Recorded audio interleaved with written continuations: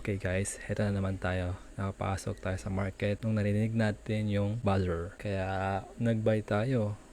Tatlong entry yung inilagay ko.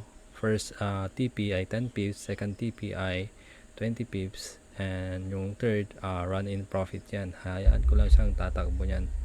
Kaya yun, nakapakaganda kung tatambay lang kayo sa stream dahil maririnig niyo yung alarm buzzer na meron na tayong trend na pwedeng sakyan. Tulad nito ngayon, sumakay tayo sa bullish and nakuha na natin ng magandang ating entry.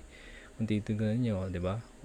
Napakaganda ng ating entry. Ngayon, makikita nyo dito, may hit na natin yung second entry natin. Then, susunod dito ay yung third. Makikita nyo, napaka-successful ng ating trade.